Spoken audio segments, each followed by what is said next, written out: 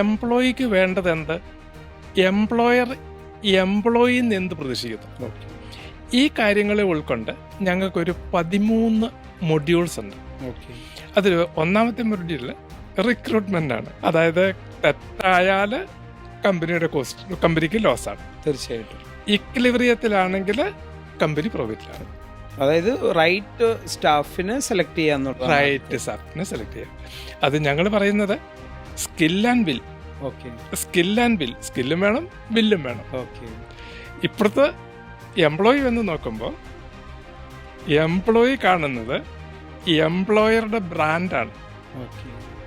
ആ ബ്രാൻഡ് എന്ന് പറയുന്നത് value, culture and employee experience ആണ്. നല്ല സാലറി വേണം.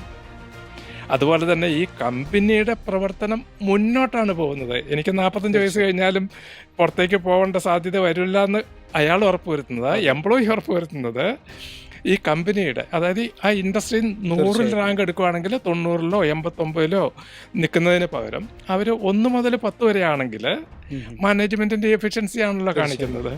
അപ്പൊ ആ ഒരു രീതിയിൽ അപ്പൊ എംപ്ലോയർ സ്കില്ലും ബില്ലും എക്സ്പെക്ട് ചെയ്യുമ്പോൾ എംപ്ലോയി കുറെ കാര്യങ്ങൾ, ഒരു സ്ഥായിയായ എംപ്ലോയ്മെന്റ് ബിസിനസ് ഏറ്റവും കൂടുതൽ ഫേസ് ചെയ്യുന്ന ഒരു പ്രോബ്ലം മാനേജ് ചെയ്യാന്ന് പറയുന്നത്.